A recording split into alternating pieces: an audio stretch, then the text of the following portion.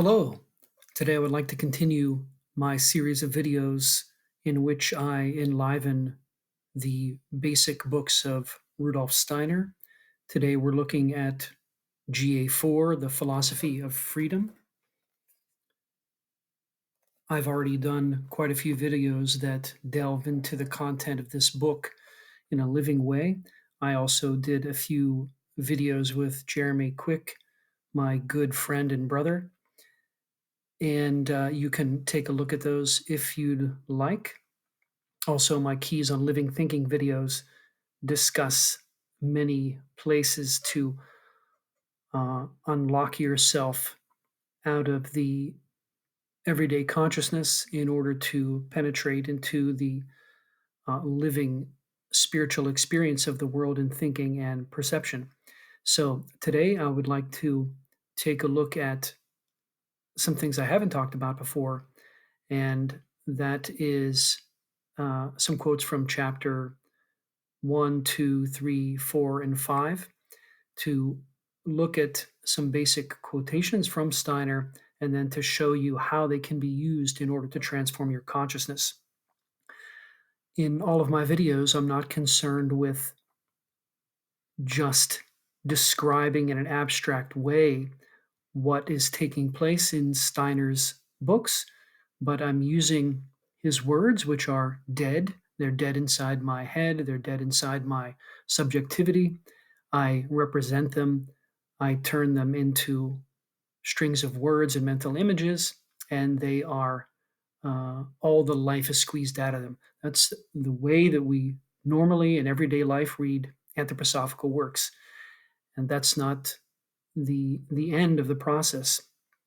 There is a way in which each sentence that Steiner speaks can be re-enlivened, that one can penetrate to the center of these death forces of the immoral reversal that we find in our subjective experience of his words, and then we can be led to the real threshold that divides everyday consciousness from spiritual intuition, from imagination with a capital I, let's say, and into a real experience of what he's talking about. So that's what I try to do here. This is the way that was taught to me and all of our good friends in the global school by Yeshayahu ben Haron, Josiah ben Haron. Okay, let's take a look at the key to the whole philosophy of freedom itself, chapter 5. This is an addition to the revised edition from 1918. Why did he have to put these extra additions onto the end of the book? Because nobody understood what he was doing in this book. This book has a lot of different layers, but no one penetrated to the way in which it can actually, in a dry, safe, totally modern way, lead to spiritual experience and the freeing of the human being. Nothing less than that. So he says, the intuitive insight into the construction of the web of representations I have honed in on here can be regarded as one to which man is led at first as if by natural instinct the moment he begins to reflect about his relation to the world. He then finds himself caught in a thought formation which dissolves and dissipates at the same time that he's constructing it in images, or he's constructing images on it, you could say. This thought formation is such that a purely theoretical refutation of it does not suffice. One has to live through it and experience it in order to have an insight and a realization of just how far it leads one astray, and then to find the way out. So here he's describing, in a subtle way, of course, the technique of getting out of the labyrinth. So if we can experience that when I read these words, I find that in order to understand them in my everyday consciousness, I'm actually uh, building a thought structure out of them in the head region and inside my all of my being, in which I'm taking this living temple, this living spiritual temple, this living artifact of the philosophy of freedom that's behind the words that Steiner's using, and I'm changing it into a salt formation. I'm turning it into calcium, let's say, inside my head. It's becoming part of the skull, and it's dying inside the head. And to really experience this process, and not to look at it as negative, but to really experience the construction of this web. He says that it's basically a web, a network that I'm caught in, and I have to live through it and experience it, and then to see just how far does it lead me astray.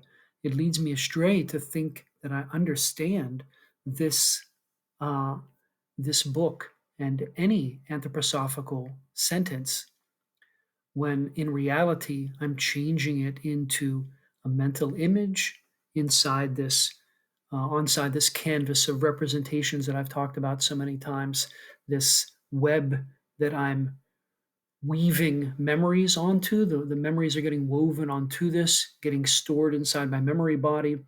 Uh, the etheric body has a tendency to want to copy things immediately. And as soon as things get copied and reproduced, it gets put onto a kind of grid. This is where our idea of space comes from, the extraction and projection of the repetitive aspect of this grid of the dying part of the etheric body. Um, and if we can recognize and experience this, experience the dead force of thinking, the way that this becomes a kind of garment, uh, clothes, or a whole closet full of clothes in which I'm trapped. And I can experience this, I can taste it, I can feel it, this cold bitterness, this freezing reversal of the world, so that I truly come into full everyday consciousness. So I'm not floating around in luciferic, wishful, hopeful thinking, or my mere feelings or my wants. So I truly experience the 2020 up to date thinking, up to date subjective experience, all the personal power I have from taking this living energy, this living force. We all know, if you've read Rudolf Steiner, that there's a tremendous force you find in his works. And we feed ourselves, we nourish the beast in us, the beasts in us, the doubles in us, with his this tremendously nourishing substance, which is given freely. So if we can experience this, now the tricky part is we experience it and we start to feel the power, but we have to separate the true I in us from these other forces which are trying to manipulate this power. So when we experience the way that I uh, take the world and change it into a mental image, if we experience the strength and the power that comes from this, but not as the goal in itself. Not at all. This is the beginning process that we're going to deactualize, or we're going to reverse. We're going to spiritualize once again. We're going to find our way out of death. We're going to find our way out of moral betrayal. So it's totally opposite to kind of new age practice of taking the world and breathing it in and uh, glorifying my own personality by it, so that I can project my wishes onto my little bubble of karma that I experience around me, so that I can live in a reversed false paradise. This is a true temptation, and it's very tempting for people today that are living in 2020. So we've got to break through this personality web, this subjective uh, feeling of tasting the sweetness of my own soul. This is a kind of luciferic bubble that we have to break through. And we also have this dead web of kind of like electrical fear, in which the logical thoughts are deposited deposited and then stuck inside the brain. The brain is, you see, the network of the brain and all of the networks that are in the nervous system and such are produced by a reversal of this soul and life experience. So our whole body is formed out of this reversal.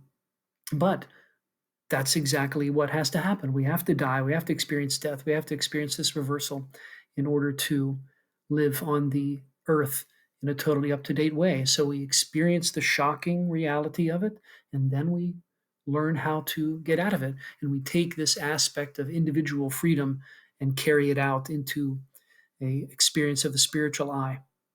So the thing is that should be understood right at the beginning is what Steiner says here. This thought formation is such that a purely theoretical refutation of it does not suffice.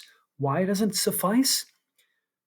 Pay attention closely here, because this can be something that can be useful for you when you're working on your own or when you're working with partners and you're stuck. So, a theoretical refutation doesn't work, because if the theoretical refutation is just another series of mental images or a string of words that's projected onto this canvas of mental images that I live in with my everyday consciousness, this place where the concept, which is intuitive, dies or links itself up, let's say, with a specific aspect of what I'm perceiving.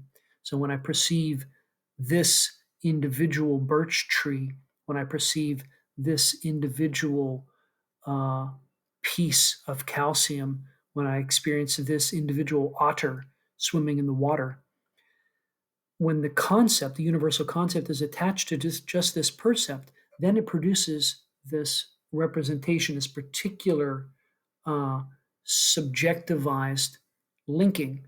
And that's stored in the memory body, the same place that memories are formed automatically. And if we can watch that process, then we see that, oh, we're painting on this three-dimensional canvas all the time. And in fact, we're not seeing pure percepts. We're not flowing together with the world of color outside of all bodies. We're not swimming in the pure ocean spirit of concepts and archetypes with our self conscious thinking.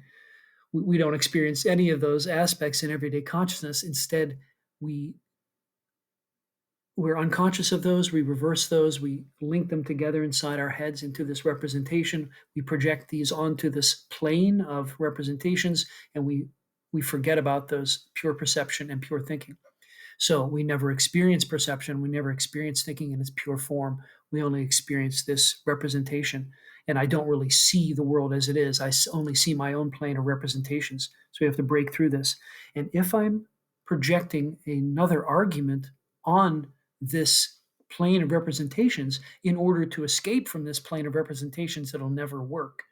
I have to create an activity which is outside of this plane of representations in order to uh, basically escape from it, to work outside of it. You see what I'm saying? It's kind of like I can't I can't I can't escape from this fishbowl by painting a picture of me getting out of jail inside the fishbowl. I have to actually break through the glass of the fishbowl in order to get out. There's no there's no intellectual argument still inside the fishbowl that can get me outside of the fishbowl. It's only an act of will which transcends this that can get out of there.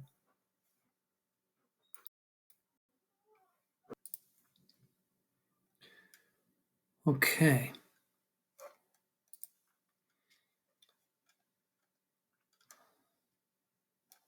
Talked about the concept. This is great from chapter 5. Chapter 5 is really a rich chapter. Here's another key that can help you to transform your consciousness. This is from chapter 5. It is only with the help of thinking that we can define ourselves as subject and contrast ourselves with objects. For this reason, thinking must never be understood as a merely subjective activity. Thinking is beyond subject and object. It forms these two concepts, just as it forms all others. I ought never to say that my individual subject thinks. In fact, my subject exists by the very grace of thinking. Thinking, therefore, is an element that takes me beyond my personality and unites me with the objects. This is, uh, unfortunately, a sentence which people that read the philosophy of freedom in a sloppy way, which is kind of normal. It's kind of normal for people to jump right by this, and they imagine, because they have thought it, because they projected it onto the two-dimensional representation grid, that now they understand it. But the understanding of it is not the awakening to the activity of what's behind the word. So that's what we're trying to do here. So I wanted to mention also that this, as you can see, is right on my blog. So you can go to my blog. It's Scott Elliott Hicks. And all this stuff is printed on there for you to follow up with. So it's all available for you. I did this for anyone who chooses to engage with it, especially for my good friends in the Independent School of Spiritual Science. So thinking must never be understood as a merely subjective activity. What does this mean? This is the experience of it thinks me, that my experience of subjectivity being the idea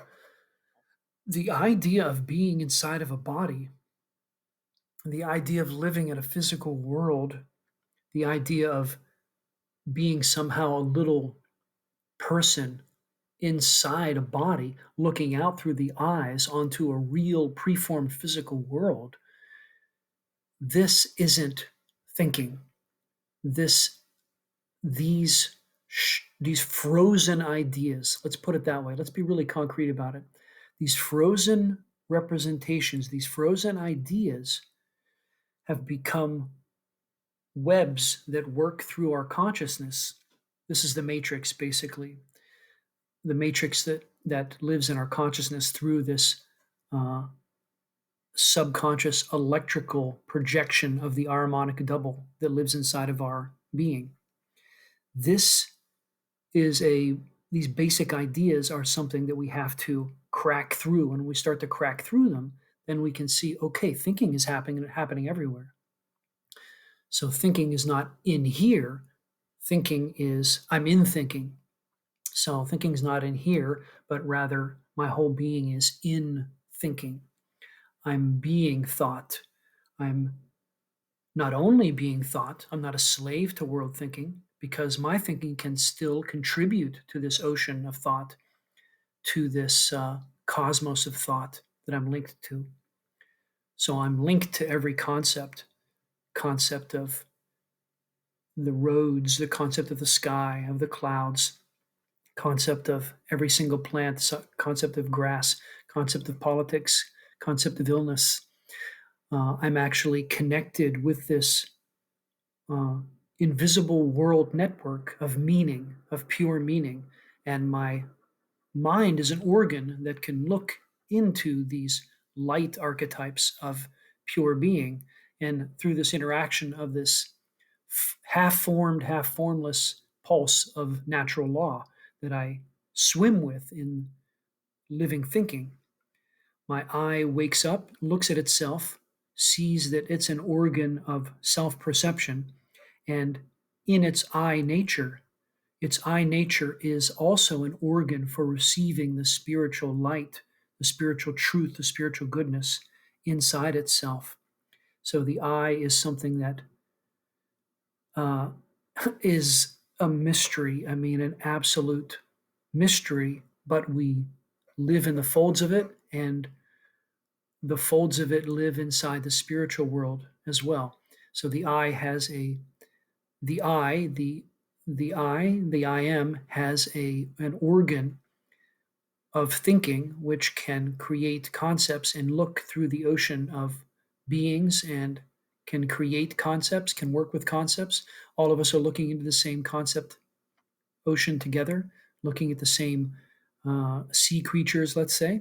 And out of this meeting with in the darkness, in the half light, in the darkness of these spiritual flowing life of this rich woods, these rich these rich nutritive deposits all around me, I can create concepts that are new. I contribute to the world in newness, but also inside my eye, there is an organ which can receive the pure life, light, goodness, love, truth of the spiritual world as a whole. So that the spiritual world uh, creates my eye, lives inside my eye. Let's say it's the I am as a garment for the spiritual world as a whole, in the same way that my soul and body is a garment for my, let's say, more natural experience of the ego inside my subjective consciousness. This is basically taken out of Theosophy, like page 50 and 51 in the English translation. But this is a real experience that one can grow into bit by bit. So, thinking is beyond subject and object. The whole idea of subject and object, these ideas of being inside or outside, this really this really narrow way of thinking about two poles in an opposition way, in a real narrow way, where somehow I think that there's a boundary of my skin, that my skin is a magical membrane, as Alva Noe says. Uh, my skin's not a magical membrane that divides objectivity from subjectivity. This makes no sense. I mean, if a scientist thinks this through consistently, it doesn't make any sense. The laws that are working out there are still working inside my body. The laws that are working inside my body are working outside in the world. My breath comes in, my breath goes out. We have a flow of oxygen, carbon dioxide, and I'm actually breathing in nitrogen and such, as along with many other tiny aspects like iron. Okay, and this is happening in the world as well as I breathe it out. Likewise, there's a continuous flow between me and the world. I ought never to say that my individual subject thinks. So this is a good way to confront this dead mental image you carry around inside yourself, that somehow you are living inside your heart or inside your brain or inside your body, and you have these rays or these will arms that reach out and they control things and they make copies of a real physical world. This is all an illusion. I'm sorry to say it's totally an illusion. Of course, we ought to have this experience of being in the body on the earth and living totally in a down to earth way so I can take care of my family, have a job, be creative, help my neighbors out, mow the lawn. All this stuff uh, is totally a good thing because I'm projected from my spiritual I am down onto the earth in order to live this incarnation. And it's a wonderful way to fall into this place of spiritual trial and karma. And I have to deal with it, and I become stronger by dealing with it, with all of its pain, with all of its tragedy, with the fact that I see myself as I have lots of things to work on inside my personality, lots of terrible traits and things that I can improve. But I'm put in just the position of my subjectivity so that I can work with exactly those karmic issues which I need to, and exactly those evil beings that I need to transform. Okay, thinking is an element that takes me beyond my personality and unites me with the objects, right? So I see that I'm actually, there's a place in which I'm living together with the poison ivy. So there's a place where I meet with the spiritual essence of the poison ivy inside of its upgrowing stems and its little red leaves that are coming out at this time of the year. And it's a there's a place where I can blend together or melt together with it in the same way that two clouds when they join together, the boundary disappears. So I don't have to float away in dreamland by this boundary disappearing, but this is a real place where I can watch the uh, the pulsing, growing transformation of thinking. Okay, let's see. We talked about this key. This may help you in the end of chapter 4. Another quote. Here, Steiner is giving you a strong argument, which is almost strong enough to break through the representation plane. And it's a good thing to be able to think it through because, in this way, by thinking through the argument, it can show you the boundaries and limitations of the plane itself. So, in this way, it's kind of the thinking is taking us clear out to the edge and it's saying, hey, let's dig into this dead kernel of dead representation that you have inside of you that's operating through Ahrimanic belief, this unconscious belief in Ahriman's projection. And let's show you the outlines of that so we can crack it open and then see outside of the plane of representation. So Steiner says, end of chapter 4. For only my real eye and my real hand could have the representations sun and earth as their modifications. My representations eye and hand cannot have them. But critical idealism, let's say, this term can apply to a lot of different people, but could be kind of Schopenhauer, von Hartmann, Kant, although sometimes they're called transcendental realism, transcendental idealism, but in any case, trying to fight against Schopenhauer and Kant, let's say. But critical idealism can speak of representations only. Uh, oh, there's a typo here. They are insensible to the distinct reality of what happens to the perception while perceiving takes place and what must be inherent in it before it is perceived. All right, so let's think this through for a moment. Think about the Kantian representation theory. It says we can never know the real world. Oh no, I'm in a body. I can only experience copies of the world. We could think about it in an older form of copy theory, where we could say in a Kantian, like 18th century Kantian type view, they could say, okay, I'm in in subjectivity. Thinking is only a subjective activity. Perception is a receptive activity. So when I see what I imagine is the real lamp out there, what I experience in my perception and thinking in my memory is only a copy of this real lamp out there, and I can never know the real lamp. Oh no, I can't ever know it because it's beyond me. I can only know these pale representations, so I can never know the in itself, the lamp in itself. This is a very convincing argument. It's convinced, let's say 99% of the world.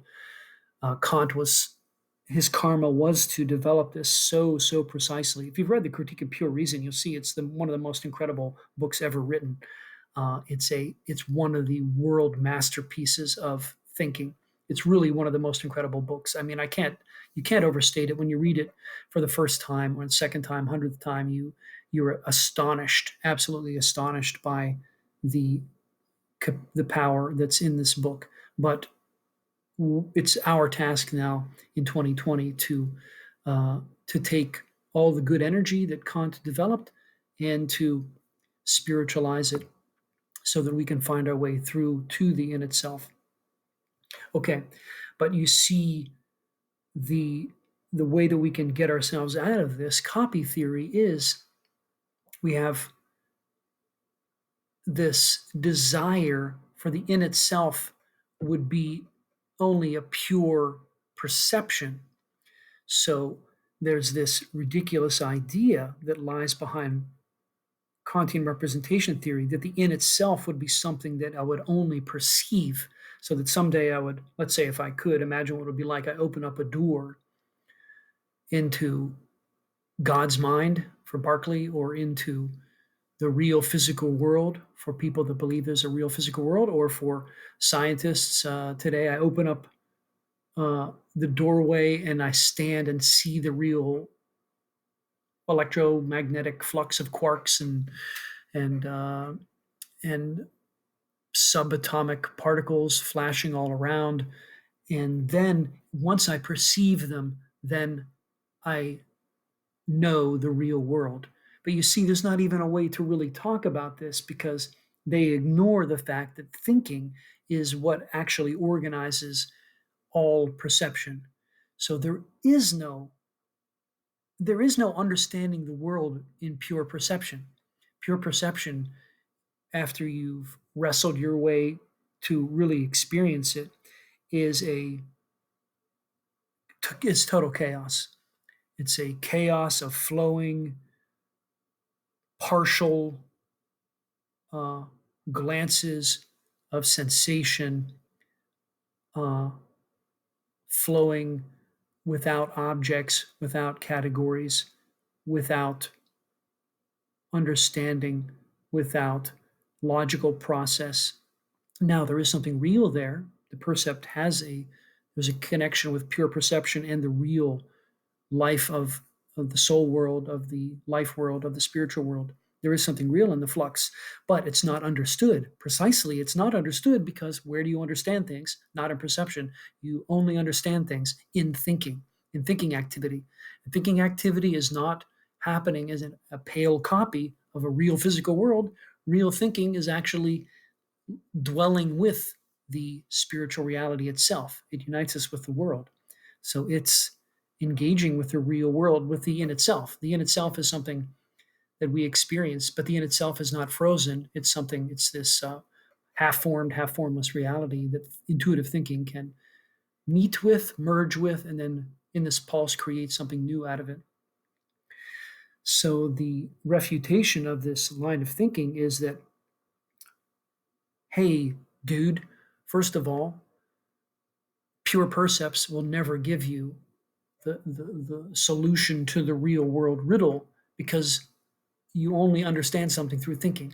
So without experienced thinking, you'd never be able to understand at all this this hypothetical magical doorway where you'd open up and see the subatomic particles or see the inside of God's mind or to see the real physical objects that we're making copies of. You see, these are all representations that are projected.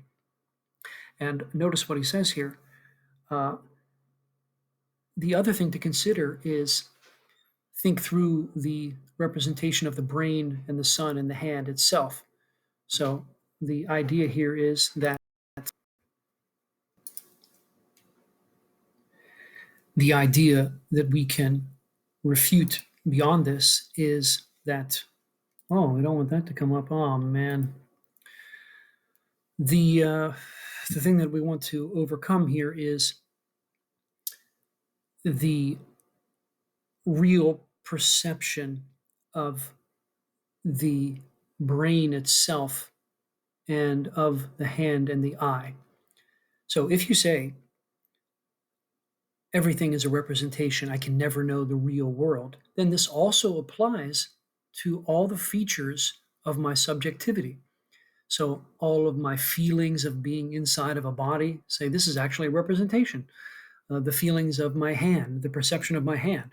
This thing is only a representation, or somehow that my brain is a thing which creates representations.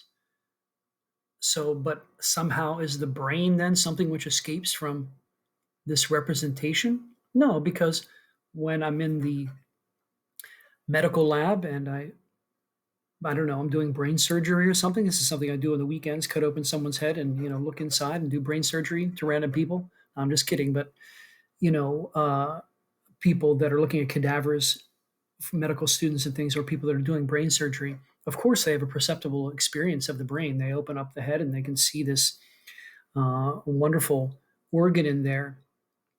But then they're experiencing the brain as a representation, according to this theory. But so that thing is somehow the the percept or the representation that lies at the bottom of all the other representations. It's like you're saying everything's a representation, but there's this one representation which is better than all the other representations. It represents all the other representations, but it's the one real representation. You see what I mean? You're saying everything's a representation, but this is the one real representation that lies at the ground of all the other ones. Or you're saying, actually, there is a percept, this pure perceptual experience of uh, this organ.